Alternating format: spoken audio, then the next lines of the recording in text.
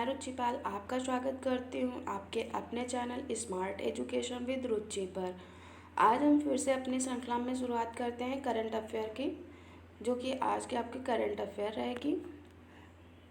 और इस current affair में पहले हम एक्सप्लेनेशन देखेंगे विद पिक्चर, उसके बाद हम करंट अफेयर के जो भी क्वेश्चंस रहेंगे उनको हम बाइलिंगुअल फॉर्म में देखेंगे, जो कि आपको हिंदी और इंग्लिश दोनों में आपको अवेलेबल होंगे। इसलिए आप हमारे चैनल को सब्सक्राइब कर सकते हैं अगर आपको हमारे करंट अफेयर की सीरीज़ अच्छी लगती है तो, और बेल आइकन ज़रूर प्रेस कर लीजिएगा जिससे हमारी आने वाली हर वीडियोज़ का नोटिफिकेशन प्राप्त हो सके। और जो भी आपको लास्ट में क्वेश्चन दिया जाता है उस क्वेश्चन का आप कमेंट बॉक्स में आंसर ज़रूर दिया करिए, जिससे हमें पता चले कि हाँ आपने बहुत ही अच्छे तरीके से हमारी करंट अफेयर की सीरीज़ को देखा है। तो बिना टाइम वेस्ट किए हम अपनी सीरीज़ स्टार्ट करते हैं। राजीव कुमार बने भारत के नए चुनाव आयुक्त। ये राजीव कुमार जी का पिक्चर है, आप देख सकते हैं, और ये नए चुनाव आयुक्त बने हैं।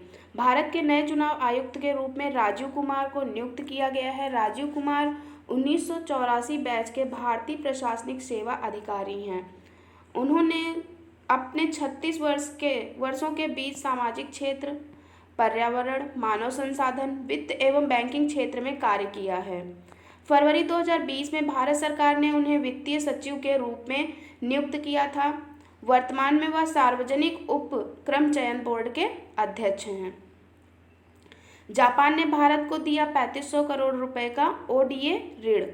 जापान देश ने भारत को कोविड-19 से निपटने के लिए 3500 करोड़ रुपए की राशि का आधिकारिक विकास सहायता ऋण प्रदान किया है। जापान सरकार ने भारत में सार्वजनिक स्वास्थ्य और चिकित्सा प्रणाली को मजबूत करने एवं नए चिकित्सा उपकरणों के लिए 70 करोड़ रुपए की राशि भारतीय नोटों में आदान प्रदान भी किया है।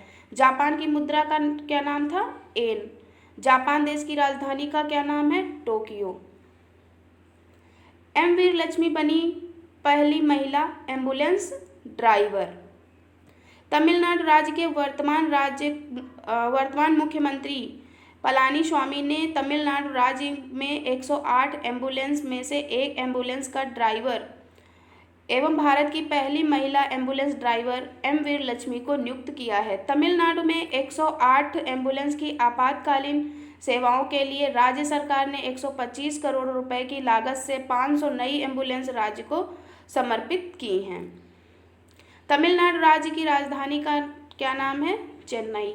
तमिलनाडु राज्य के वर्तमान मुख्यमंत्री कौन हैं? E.K. पलानीस्वामी। विश्व बैंक ने लगाई डूइंग बिजनेस रिपोर्ट पर रोक। विश्व बैंक ने अक्टूबर 2019 में प्रकाशित हुई डूइंग बिजनेस रिपोर्ट में न्यूजीलैंड देश शीर्ष स्थान पर रहा, जबकि भारत डूइंग बिजनेस रिपोर्ट में 63वें स्थान पर रहा।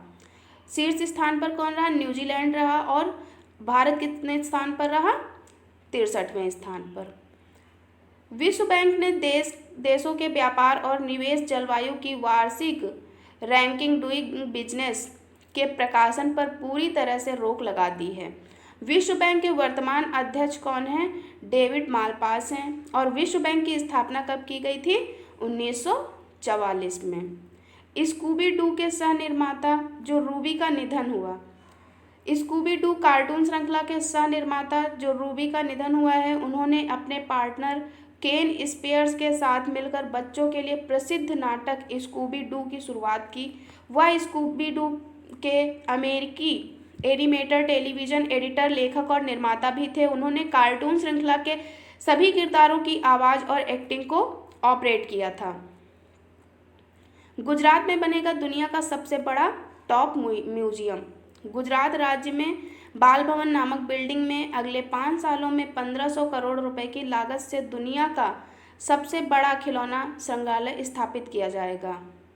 इस संग्रहालय को स्थापित करने के लिए 30 एकड़ जमीन आवंटित की गई है, जिसमें करीबन 11 लाख से अधिक खिलौने प्रदर्शित किए जाएंगे। वर्तमान में अमेरिका राज्य के मिसौरी में दुनिया का सबसे बड़ा खिलौना संग्रहालय है, जिसमें 10 लाख खिलौने प्रदर्शित किए गए हैं। CSIR-CMERI ने विकसित किया दुनिया का सबसे बड़ा सोलर ट्री। पश्चिम बंगाल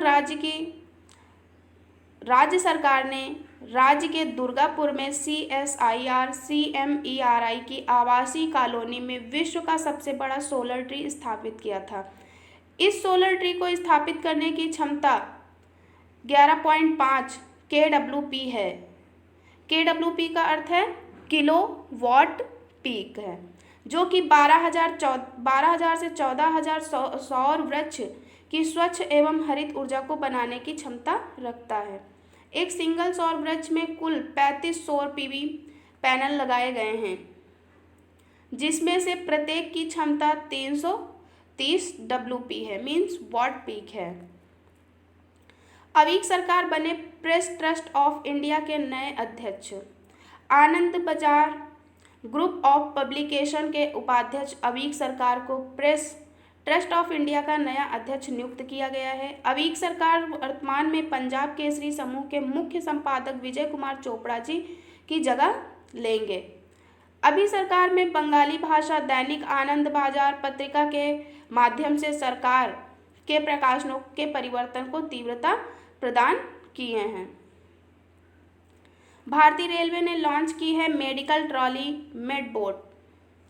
भारतीय रेलवे ने कोविड-19 रोगियों को भोजन एवं दवा पहुंचाने के उद्देश्य से मेडबोट नामक एक रिमोट नियंत्रित मेडिकल ट्रॉली विकसित की है।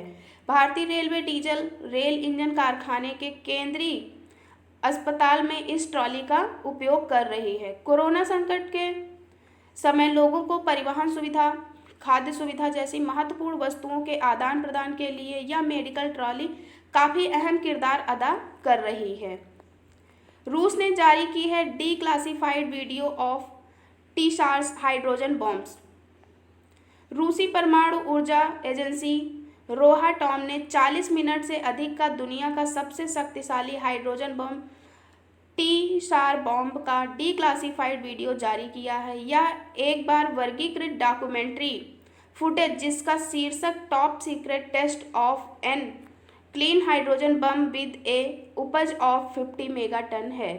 इस परमाणु बम का निर्माण रूस ने 1945 में जापान के हिरोशिमा पर कहर बरपाने के लिए किया था।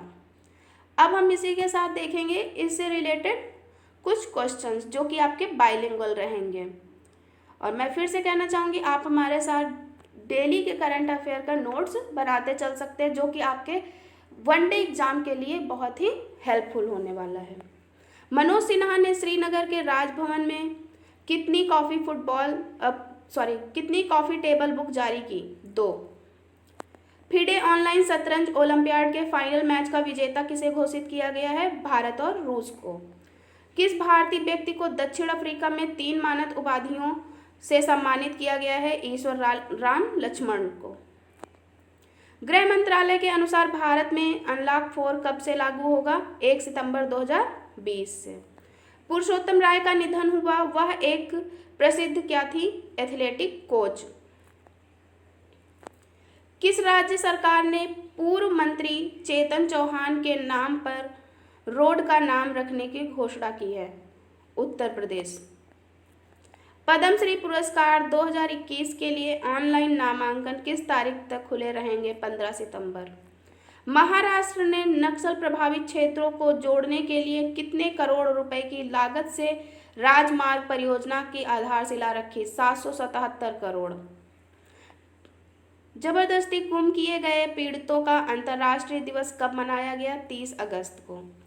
किस राज्य में 31 अक्टूबर से सी प्लेन सेवा शुरू होगी? गुजरात।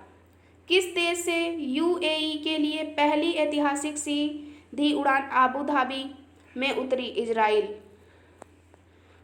किस देश ने मुजीबर रहमान को चिन्हित करने के लिए 100 किताबें उपहार स्वरूप दी? बांग्लादेश। अदानी ग्रुप ने मुंबई इंटरनेशनल एयरपोर्ट में कितने फीसदी हिस्सेदारी खरीदी? 74%। लोकसभा के सचिव के रूप में किसे नियुक्त किया गया है? उत्पल कुमार सिंह को। अमेरिका ने साउथ चाइना सी में कृत्रिम द्वीपों के निर्माण के लिए कितनी चीनी कंपनियों को ब्लैकलिस्ट किया है? 24। किस देश ने टीसार बॉम्ब नामक हाइड्रोजन बम विकसित किया है? रूस ने। बिहार पब्लिक सर्विस कमीशन के चेयरमैन कौन बने हैं? RK महाजन। भारत की पहली हृदय रोग विशेषज्ञ कौन थे जिनका हाल ही में निधन हुआ है? Doctor S Padmavati. डीआरडीओ ने किसकी अध्यक्षता में चार्टर्ड की समीक्षा के लिए समिति का गठन किया है? वी रामगोपाल राव। किस प्रौद्योगिकी संस्थान ने संस्कृत में प्राचीन विज्ञान पढ़ाने के लिए नया पाठ्यक्रम शुरू किया है? आईआईटी इंदौर ने। किस ऑटोमोबाइल कंपनी में वर्चुअल रेसिंग चैंपियनशिप लॉन्च की है? वैगन। किस राज्य में 1500 करोड़ रुपए की लागत से विश्व का सबसे बड़ा टॉप म्यूजियम बनाया जाएगा? गुजरात। सुप्रीम कोर्ट में वकील कार्यकर्ता प्रशांत भूषण पर कोर्ट की अवमानना मामले पर फैसला सुनाते हुए कितने रुपए का जुर्माना लगाया है? 1 रुपये। जननायक जनता पार्टी का राष्ट्रीय अध्यक्ष किसे नियुक्त किया गया है? अजय सिंह चौटाला। तमिलनाडु राज्य में भारत की पहली महिला एम्बुलेंस ड्राइवर कौन बनी है? एम वीर लक्ष्मी। प्रणब मुखर्जी का निधन हुआ है। पहले एक प्रसिद्ध क्या थे? पूर्व राष्ट्रपति। अब हमने कल इसी के साथ एक आपको से क्वेश्चन किया था कि उत्तर प्रदेश राज्य की राज्यपाल कौन है? आनंदीबेन पटेल जी हैं। और आपसे हमने पूछा था राष्ट्रपति के बारे में आपको बताना है कि वो कितने वर्ष के थे, तो वो 84 वर्ष की आयु में उनका निधन हुआ है। इनका जन्म जो है 11 दिसंबर 1935 को पश्चिम बंगाल में हुआ था और इनकी मृत्यु 31 अगस्त 2020 को दिल्ली में हुई थी। ये भारत के 13वें राष्ट्रपति रह चुके हैं। 26 जनवरी 2019 में इन्हें भारत रत्न से भी सम्मानित किया गया है और इनकी पुस्तक है कोलिएशन ईयर्स, जो कि 1996 से 2012 तक के इन्होंने पूरा उसमें विवरण लिखा हुआ है। और आज का जो क्वेश्चन है वो है आपसे, राजीव कुमार जी से पहले चुनाव आयुक्त कौन थे? धन्यवाद।